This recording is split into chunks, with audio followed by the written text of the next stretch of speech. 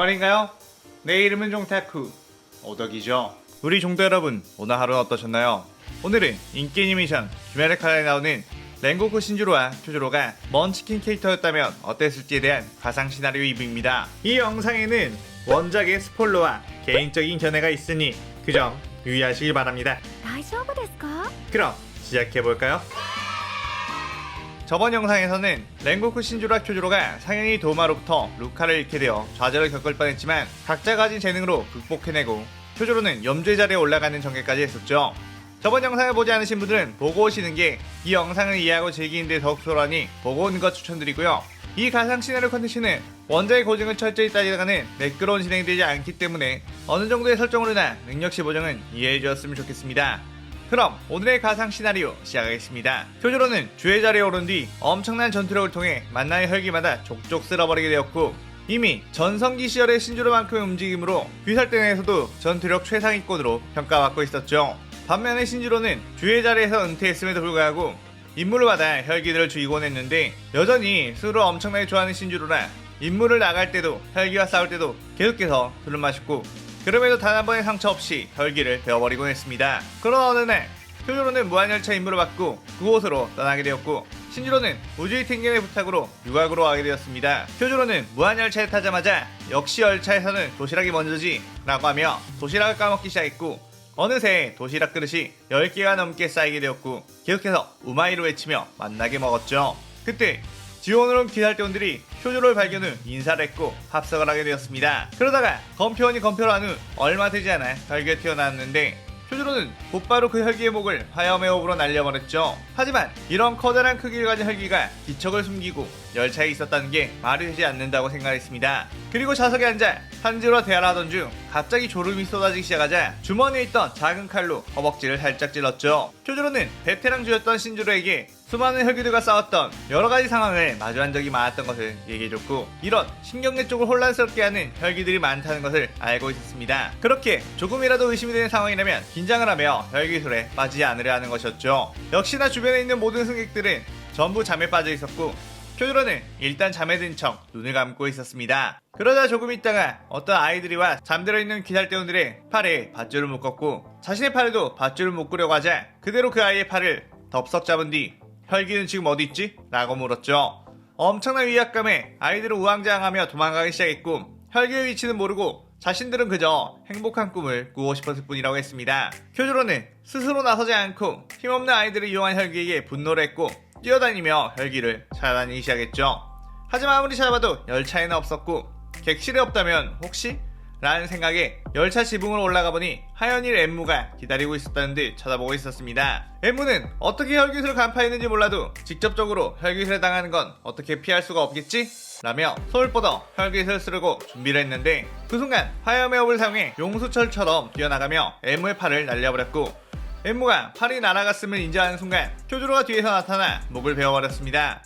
하지만 엠무는 소멸하지 않았고 꾸물꾸물거리며 열차와 융합을 하더니 열차 속으로 숨어버렸죠. 쿄조로는 다시 열차 안으로 들어갔고, 열차에는 꿈틀꿈틀 촉수가 자라나며 승객들을 위협했습니다. 쿄조로는 그 촉수를 잘라내는 과정에서 어쩌다 바닥에서 나온 촉수를 잘라내다 깊게 바닥을 베었는데 뼈마디가 보였고, 이 열차가 엠무의 본체 그 자체라면 맨 앞칸에 목이 있을 거라는 추측을 했죠.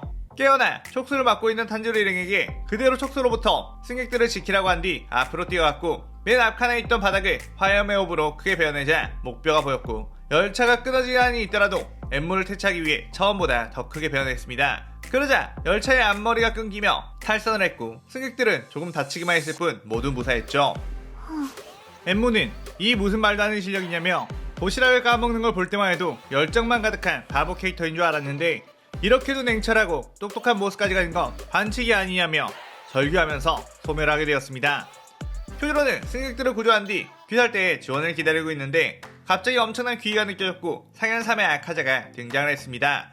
아카자는 쿄조로를 보자마자 주의 계급을 가진 자라는 것을 단번에 알아챘고 전투력을 가늠해보기 위해 곧바로 달려들었죠. 아카자의 매서운 주먹질에 겨우겨우 방어를 했지만 몸 전체가 울릴 만큼의 충격이었고 지금까지 만난 혈기들과는 확연히 다른 강함이 있었습니다. 쿄조로는 자신의 화염의 호흡으로 맞서며 치열한 공방전을 펼쳤지만 아카자는 파괴살 아침 시전에 쿄조로의 공격들을 대부분 피해냈고 베이더라도 몸은 엄청난 재생 속도로 회복을 했기에 지쳐가는 건 쿄조로 쪽이었죠. 아카자는 쿄조로의 실력을 높이사 혈기가 될 것을 제안했고 쿄조로는 단칼에 그 제안을 거절하며 뭔가 다른 수를 써야겠다는 생각을 했습니다. 자신이 쓸 수 있는 화염의 호흡의 최강의 기술인 연옥을 시전한 뒤 아카자와 부딪혔죠. 하지만 그것조차도 아카자의 목을 도려내지 못했고 큰 상처만 입힌 채로 끝났습니다. 아카자는 씩 웃으며 지금까지 오랜 세월 살면서 많은 주들을 죽여왔지만 너처럼 강한 주는 처음이라며 오랜만에 싸울 맛이 난다고 했죠. 쿄조로는 그 말 듣고 아카자가 꽤나 오랜 세월 살아온 혈기라는 걸 추측할 수 있었고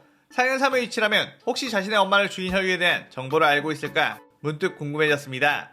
쿄조로는 아카자에게 혹시 금빛 머리에 철부채를 들고 실실 웃고 다니는 혈기를 아느냐고 물었고 아카자는 그 말 듣자마자 도마를 떠올리며 인상을 찡그렸죠. 그 녀석은 왜 찾느냐고 묻자 쿄조로는 개인적인 사정이 있는데 그 녀석은 어디에 있지? 라고 물었고 아카자는 도마가 있는 위치와 만세극락교라는 종교에 교주로 있다며 전부 말해줬습니다.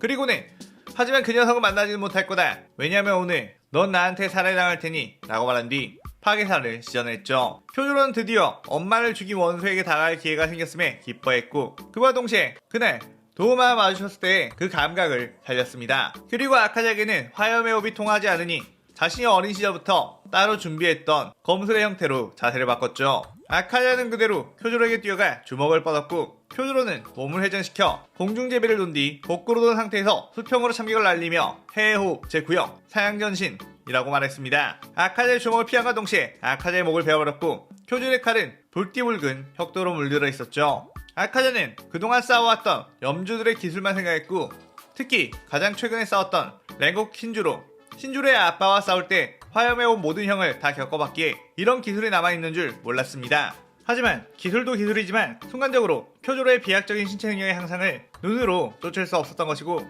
자신의 공격을 제대로 카운터치는 상황이라 파괴살 아침을 제대로 활용할 수도 없었죠. 완전히 허를 찔린 채 목이 달아나버린 아카자는 분하지만 쿄조로의 검술을 인정했고 꼭 도우마 녀석까지 잡으라며 건투를 빌어주고 소멸했죠. 쿄조로는 해호흡을 쓰고 몸이 긴장이 풀리자마자 온몸에 힘이 빠져나가며 털썩 주저앉았고 상현삼 아카자를 해치웠다는 것보다 드디어 원수의 실마리를 찾았다는 것에 기뻐했습니다. 그 시점 유학으로 잠입하게 된 신주로는 한 유학에서 술을 잔뜩 마시며 놀고 있었는데 그 가게의 오일환이었던 다키는 신주로의 못을 보고 꽤나 악명이 높은 귀살대원이라는 걸 알았습니다. 하지만 못을 보니 귀살대원복을 입은 것도 아니고 본 돈을 술로 흥청망청 쓰고 있는 것 같아 신주로가 완전 만취할 때까지 기다렸죠. 만취라면 아무리 강한 귀살대원이라도 손쉽게 처리해버릴 수 있기 때문에 속으로 기득거렸습니다. 신주로가 취할 대로 취하자 다키가 나타났고 뒤로 슬쩍 가 신주로의 목을 손톱으로 베어버리려 했는데 그 순간 신주로가 다키의 손목을 잡아챈 뒤 그대로 엎어치기를 했죠. 바닥에 꼬라박힌 다키는 무슨 힘이 이렇게 강한 거냐며 일어난 뒤 혈기의 모습으로 변신했고 오비를 날려 신주로를 공격했습니다. 하지만 신주로는 시청거리며 수많은 오비들을 피하기 시작했고 다키는 신주로의 기묘한 움직임을 읽을 수가 없었죠.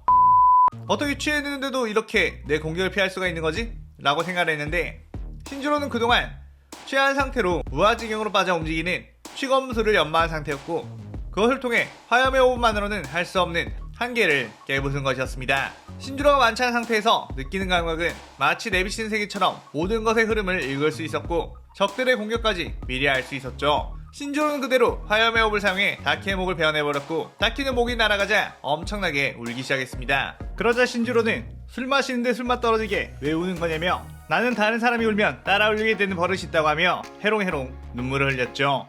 그때 오빠인 규타로가 튀어나왔고 신주로를 낫으로 공격했죠. 신주로는 규타로의 낫을 막아내며 술을 너무 많이 마셔서 그런지 분명 예쁜 모습의 여자였던 혈기가 못생긴 남자로 변했다고 수정을 부렸습니다. 원래는 술을 마시면 못생긴 외모가 더욱 예뻐 보여야 하는 거 아니냐고 말하며 규타로와 공방전을 치렀고 다키의 오비까지 더해지자 2대1 싸움에서는 조금씩 밀리기 시작했습니다. 하지만 그때 소란을 듣고 찾아온 음주우지 텐겐이 싸움에 압세를 했고 신주로는 규타로, 텐겐은 다키를 맡으며 전황을 뒤집어버렸죠. 단독 전투력으로는 지금의 기살대주 한 명의 전투력보다 강하지 않았던 다키는 텐겐을 빠르고 날렵한 검술에 맥을 추지 못했고 텐겐이 다키의 목을 소리의 호흡으로 베어내자 신주로는 화염의 호흡 5위 연옥을 시전한 후 규타로에게 덤벼들었고 규타로는 그 검을 낫으로 막으려 했지만 완력만큼은 쿄조로보다 한 수 위인 신주로가 낙과 함께 목을 통째로 베어버렸고 그 둘의 목이 동시에 잘리게 되자 소멸하게 되었습니다. 그동안 이뤄내지 못했던 상현의 혈기들이 랭고쿠 가문의 두 검사에게 쓰러졌고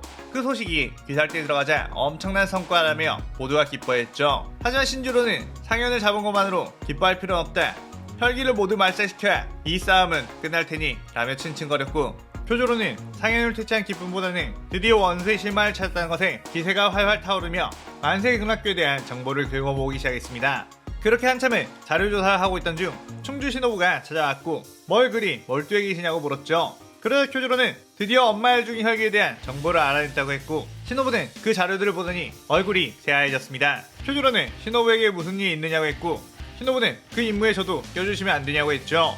그러자 쿄조로는 혹시 이 혈기를 아느냐고 물었고 신호부는 언니 카나에가 죽을 때 그 혈기에 대해서 표현했던 것과 일치하는 인상이라며 정색을 했습니다. 쿄조로는 그렇다면 함께 그곳으로 가자고 하며 모든 준비를 마치고 함께 만세극락교가 있는 마을로 떠나며 이 시나리오 2부가 끝이 나게 되죠. 신주로와 쿄조로가 각자 다른 능력치인 내비친 세계와 해외호흡, 혁도를 사용하는 걸 토대로 더욱 캐릭터들을 강하게 했는데 여러분들의 마음에 드셨으면 좋겠네요. 아마 다음 시나리오 3부가 마지막이 될 것 같은데 다음 시나리오도 많은 기대 부탁드리고 오늘의 가상 시나리오에 대한 감상평도 많이 남겨주세요. 오늘 영상 즐겁게 보셨다면 구독, 좋아요, 알림 설정 누르는 거 잊지 마시고요. 그럼 오늘은 이만 사요나라.さようなら。